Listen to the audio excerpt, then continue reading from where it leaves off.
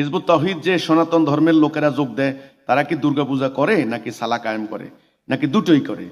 আমার কৌতূহল থেকে প্রশ্ন করলাম, ভুল হলে ক্ষমা প্রার্থী। শামীম মিয়া, আচ্ছা দেখেন, হিজবুত তাওহীদ সনাতন ধর্মের লোকেরা যোগ দেয়।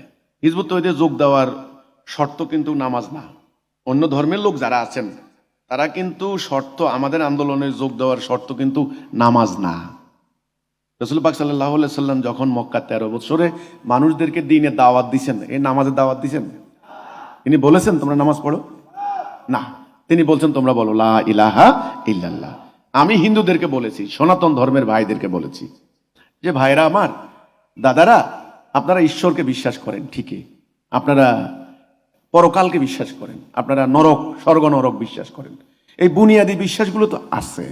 আপনারা এটাও বিশ্বাস করেন যুগে যুগে যুগে যুগে যুগে ওই যে সম্ভব আমি যুগে যুগে, আরে কৃষ্ণের সেই কথাটা, যুগে যুগে অবতার আসে মানুষদেরকে অধর্মের বিনাশ সাধন করবে করে ধর্ম স্থাপনা হেতু। এটা আপনারাই তো বলেন, ধর্ম অধর্ম, হ্যাঁ, ভালো মন্দ আপনারাই বলেন।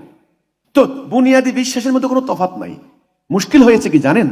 আপনারা আল্লাহর দেওয়া শেষ জীবন বিধান প্রত্যাখ্যান করেছেন। আপনারা ওই যে ব্রিটিশের আইনকে মেনে নিয়েছেন, আপনাদের প্রভু এখন ব্রিটিশরা, আর মানুষের তৈরি আইনের পূজা করছেন আপনারা। আপনারা একদিকে মূর্তি পূজা করেন, আরেকদিকে মানুষের আইনের পূজা করেন। আমরা বলেছি আসেন একজন ঈশ্বরের পূজা করেন, একেশ্বরবাদ, যেটাকে ইসলামে বলে ওয়াহাদানিয়াত, তাওহীদ। আমরা বলেছি দেখেন, আল্লাহর দেওয়া যে ইসলাম আপনাদের অধিকার প্রতিষ্ঠা করতে চায়, সেই ইসলাম নাই। এখন যে ইসলামটা দেখতে পাচ্ছেন, এটা কয়েক শতাব্দী ধরে তার চেহারা, এর আকীদা, এর কনসেপ্ট বিকৃত হয়ে গেছে। আল্লাহর ইসলাম ন্যায় বিচার প্রতিষ্ঠার কথা বলে, আল্লাহর ইসলাম এই সাম্প্রদায়িকতা মুক্ত একটা ভ্রাতৃত্বপূর্ণ সমাজ প্রতিষ্ঠার কথা বলে। আল্লাহর সেই ইসলাম আপনারা পান নাই। আপনারা আসুন, আল্লাহর ইসলামের রূপরেখা হিজবুত তাওহীদ তুলে ধরছে। আমরা সনাতন ধর্মের ভাইদেরকে কথা বলেছি, আমরা একটা ডিমান্ড করেছি, একটা দাবি করেছি। সে দাবিটা হলো, আমরা সবাই মিলে একটা কথা বলবো, আমরা আল্লাহর বিধান ছাড়া কারো বিধান মানবো না। বাস, আল্লাহর আনুগত্য ছাড়া কারো আনুগত্য করবো না। আপনারা কোরআনে দেখেন, আল্লাহর আনুগত্যের মধ্যে কোনো বাড়াবাড়ি নেই, কোনো সীমা লঙ্ঘন নাই, খাদ্য নিয়ে কোনো জবরদস্তি নেই। তাহলে আপনারা এই কথার মধ্যে আসেন। হিজবুত তাওহীদ হিন্দু ভাইদেরকে এই কথাটা বলছে, আপনারা তাওহীদের স্বীকৃতি দেন। আল্লাহ রাসূল তাওহীদের দিকে ডাক দিয়েছেন, অন্য কিছু না।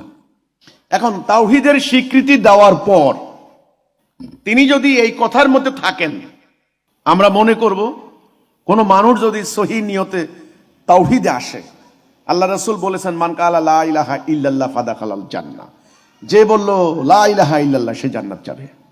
এটা হলো আমাদের কথা। আপনি যে বলছেন